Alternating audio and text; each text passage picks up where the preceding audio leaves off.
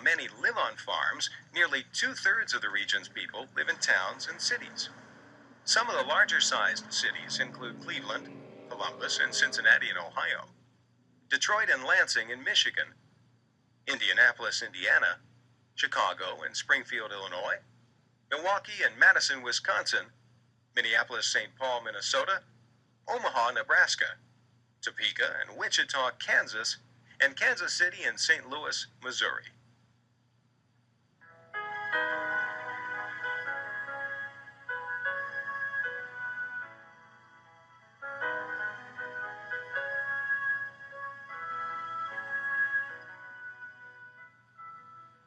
This great stainless steel arch stands on the bank of the Mississippi River in St. Louis as a monument to the early pioneers who settled the region. Well, the arch was designed, built, and created to serve as a lasting memorial to Thomas Jefferson, to commemorate his purchase of the Louisiana Territory, and to commemorate St. Louis's role as the gateway city to the American West. The region was first explored and claimed by the French. After the Louisiana Purchase in 1803, the entire region became part of the United States, and many people traveled west to settle the land they thought would be empty wilderness.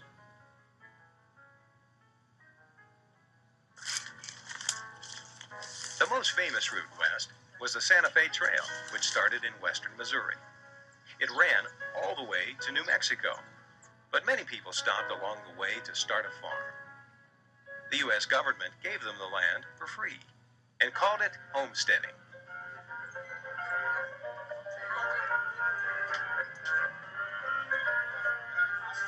As soon as this was opened up to homesteading, my grandfather homesteaded 120 acres here.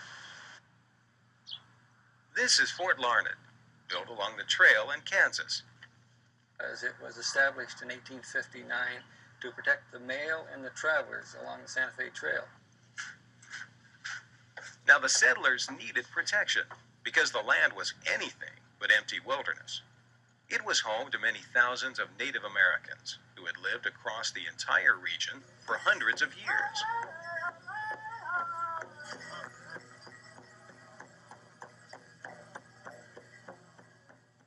The United States government did not respect the rights of the Native Americans and took away their land to give to white settlers. Many of the Native Americans were killed and driven from their land. Now today, their descendants live throughout the region. Some have been absorbed into the melting pot of American culture, but many of them are working to preserve their unique heritage. This man belongs to the Winnebago tribe in Wisconsin. But our tribe has been in this area for several hundreds of years, and the Wisconsin River, which lies just behind us over here, has played a great part in the history of our tribe, because the river here has been used just like the highways were used in the past.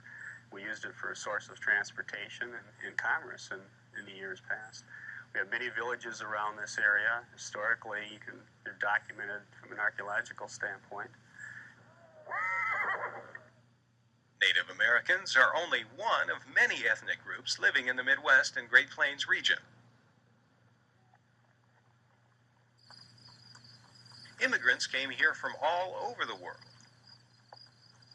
Many Scandinavian immigrants found the cool climate of Wisconsin and Minnesota to their liking.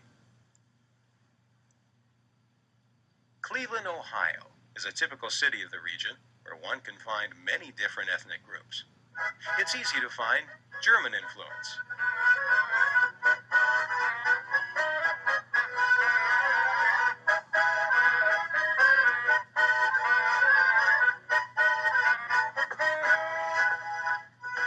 And Italian.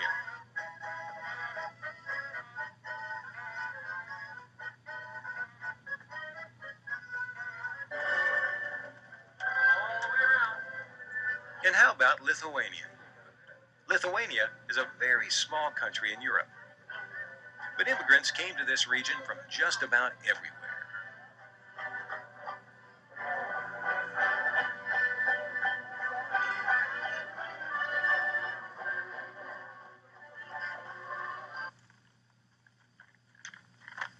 While the early settlers came here mostly to farm, the later immigrants came to this region for a different reason. They came to work in the many new manufacturing and mining industries.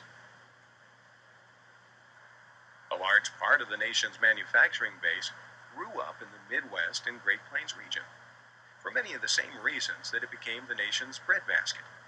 Good transportation routes to the rest of the country, as well as abroad, and plentiful natural resources. For instance, iron ore can be mined in Minnesota, where 75% of our country's iron supply comes from. It can be shipped across the Great Lakes to Gary, Indiana, where it's made into steel. Now, the steel goes by railroad to nearby Detroit, Michigan. There, it's made into automobiles, ready to ship anywhere in the country, or through the St. Lawrence Seaway to anywhere in the world. So the entire process, from mine to finished product, takes place within the Midwest and Great Plains region. Many different kinds of products are manufactured here, and many different raw materials are the product of mining throughout the region. In addition to iron, coal is an important product of mining. Zinc, copper, lead, uranium, petroleum, and natural gas are produced, along with many other natural resources. Even gold. South Dakota is the nation's second largest producer of gold. The Homestake mine is very old, and it's the richest gold mine in the United States. I drove into Deadwood to an old hotel on Main. Told the clerk behind the counter. The search for gold fueled much of the westward movement in the last century. Get some shut-eye bills, said I'll see what I can do. A stranger's always. Deadwood, South Dakota became famous for its gunfighters. Seems I barely touched the pillow. On the door. There's.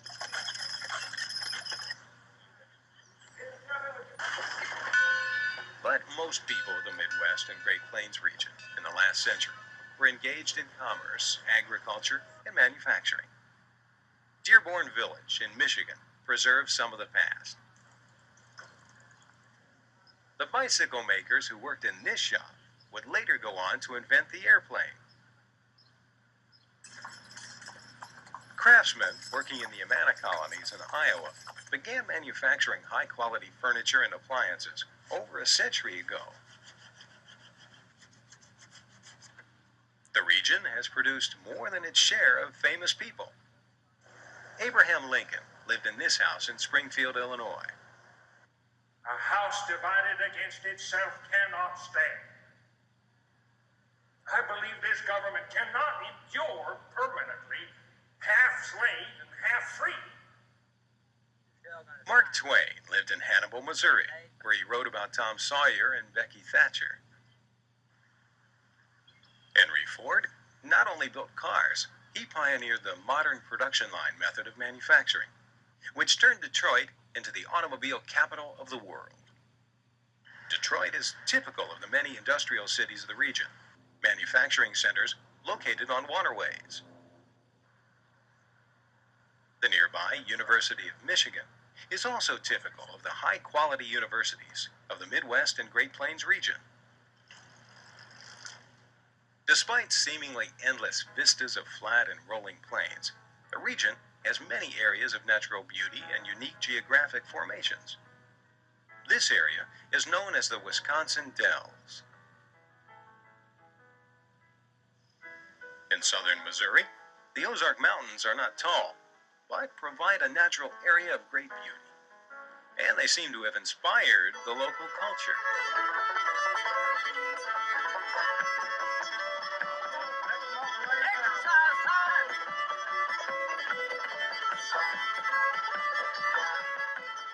Over 4,500 miles of shoreline along the Great Lakes provide great recreational opportunities for swimmers, boaters, fishermen, campers, and hikers. Even the sand dunes can be fun.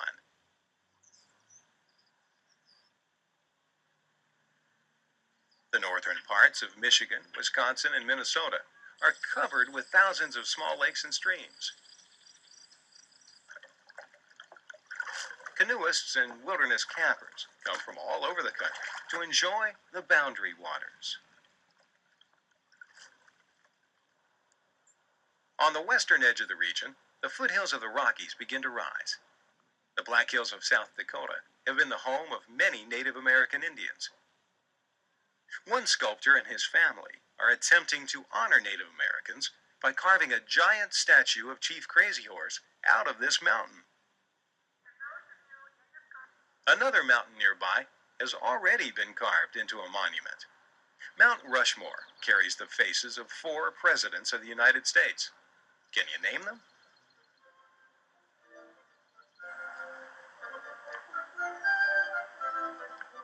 The Midwest and Great Plains region is the nation's heartland, the nation's breadbasket, and the nation's industrial belt.